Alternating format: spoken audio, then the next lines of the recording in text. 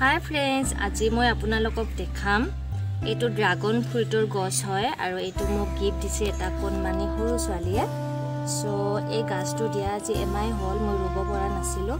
আজি মানে গছৰ পুলিটো ৰুম। সো আপোনালোকক দেখাম মই ড্ৰাগন ফ্ৰুটৰ গছ কেনেকৈ ৰুব পাৰি।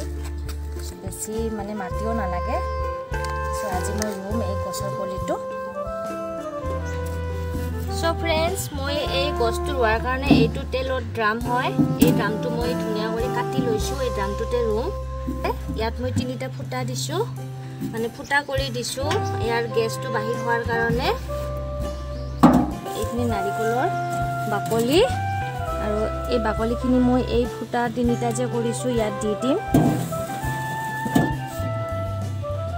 ইয়াত এতিয়া মই মাটিখিনি দি দিম, এইখিনি মাটি। সো দেখিছে আপোনালোকে মাটিখিনি কিমান নৰম। মই ভালকৈ চালি লৈছোঁ মাটিখিনি, যাতে আমাৰ ড্ৰাগনৰ গছটো ধুনীয়া কৰি হয়।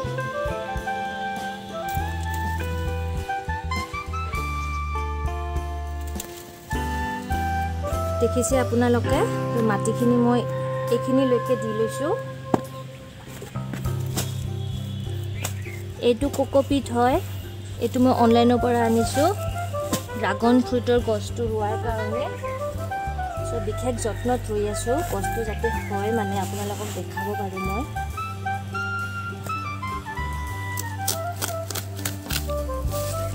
সো ফ্ৰেণ্ডছ, দেখিছে আপোনালোকে এইটো কোকোপিট। আচলতে কোকোপিটটো ঘৰতো বনাব পাৰি। সো আপোনালোকে যদি জানিব বিচাৰে কোকোপিট কেনেকৈ বনায়, সো মোক কমেণ্টত জনাব আৰু আপোনালোকক মই দেখাম কোকোপিট ঘৰতে কেনেকৈ বনায়। আৰু কোকোপিটখিনি মই এতিয়া ইয়াত দি দিম, বেছি নিদিওঁ, অলপমান দি দিম। ইয়াৰ ওপৰত এতিয়া অলপমান আৰু মাটি দি দিম।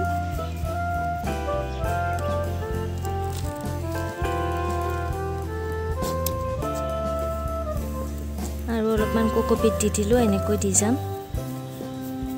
এইখিনি দেখিছে শুকান গোবৰ আৰু মাটি মিক্স কৰি থৈয়ে দিছোঁ। সো এইখিনি এতিয়া মই ইয়াৰ ওপৰত দি দিম।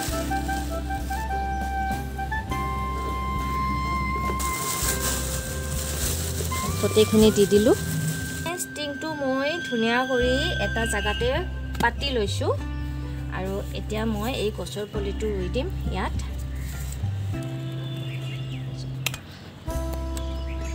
কৰি ধৰিব, ইয়াত দেখিছে আপোনালোকে সৰু সৰু কাঁইট থাকে, কাৰণ এইটো কেকটাছৰ প্ৰজাতি হয় এইকাৰণে, আৰু হাতত বিন্ধিলে বহুতে দুখ পায়। একদম সাৱধানে গছৰ পুলিটো বাহিৰ কৰিম যাতে ভাঙি নাযায়।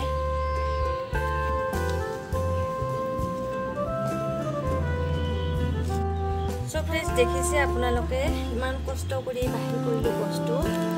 আৰু এয়া দেখিছে সিহা বাহিৰ হৈছে গছৰ পুলিটোৰ পৰা। সো এইটো কলম হয়, এতিয়া ৰুই দিম মই।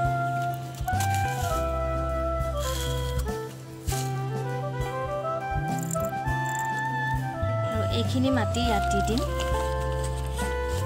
বেছি মাটি পুতি নিদিব, বহুত নৰম হয় গছটো এইকাৰণে।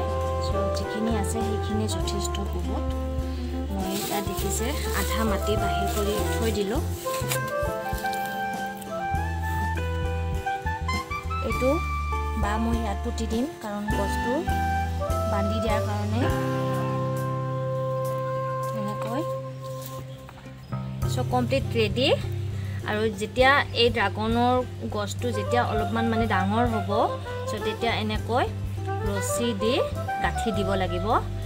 তাৰপিছত যেতিয়া আৰু ডাঙৰ হৈ যাব তেতিয়া মই আপোনালোকক দেখাম, কিন্তু সেইটো পাৰ্ট 2 বুলি লিখা থাকিব, আপোনালোকে চাব। আৰু ভিডিঅ'টো চাই কেনেকুৱা লাগিছে কমেণ্টত জনাব, আৰু যদি কিবা জানিব বিচাৰে সেইটো কমেণ্টত জনাব। মই নিশ্চয় আপোনালোকক চেষ্টা কৰিম দেখুৱাৰ কাৰণে। আৰু এতিয়া মই ইয়াতে অলপমান পানী দিম।